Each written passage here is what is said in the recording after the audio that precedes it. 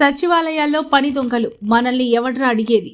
విందూరు పోటుపాలెం సచివాలయాల్లో బయోమెట్రిక్ వేసి జారుకుంటున్న సిబ్బంది. లక్షలు విలువ చేసే కంప్యూటర్ సామాగ్రి ఉండగా కార్యాలయంలో కుక్కలు హల్చల్. తిరుపతి జిల్లా గూడూరు నియోజకవర్గం పరిధిలోని గూడూరు విందూరు పోటుపాలెం గ్రామ సచివాలయంలో సిబ్బంది నిర్లక్ష్యం కారణంగా అర్జీదారులు అవస్థలు పడుతున్నారు. రాష్ట్ర ముఖ్యమంత్రి చంద్రబాబు నాయుడు హెచ్చరికలు జారీ చేసిన కొందరు సచివాలయ సిబ్బందితో మార్పు మాత్రం కానరావడం లేదు. మనల్ని ఎవరు అడిగేది అనే చందాన కొందరు సచివాలయ ఉద్యోగులు పని దొంగలా వ్యవహరిస్తున్నారు.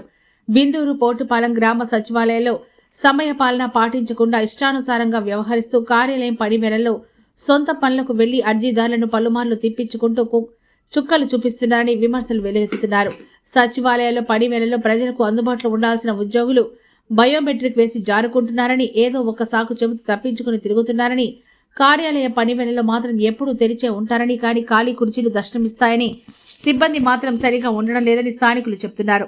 దీంతో రేషన్ కార్డు, క్యాస్ట్ ఇతర సర్టిఫికేట్ల కొరకు దరఖాస్తు చేసుకునేందుకు పలు సమస్యలపై వచ్చే ప్రజలు సచివాలయాల వద్ద పడిగాపులు కాస్తూ నిరాశగా వెనుదిరుగుతున్నారు. లక్షలు విలువ చేసే కంప్యూటర్ సామాగ్రి, ఇతర వస్తువులు ఉన్న కార్యాలయంలో కుక్కలు ఎంచక్కా నిద్రపోతూ అటూ ఇటు తిరుగుతూ హల్చల్ చేస్తున్నాయి. నిర్లక్ష్యం వహిస్తున్న సచివాలయ ఉద్యోగులపై కఠిన చర్యలు తీసుకోవాల్సిన ఆవశ్యకత ఎంతైనా ఉందని స్థానికులు అంటున్నారు. మరోవైపు విందూరు గ్రామ సచివాలయ పరిధిలో అధికారుల నిర్లక్ష్యం కారణంగా నిత్యం పట్టపగలే విద్యుత్ దీపాలు వెలుగులు చిమ్ముతున్నాయి. ఫలితంగా వందలాది యూనిట్ల విద్యుత్ వృధా అవుతోంది.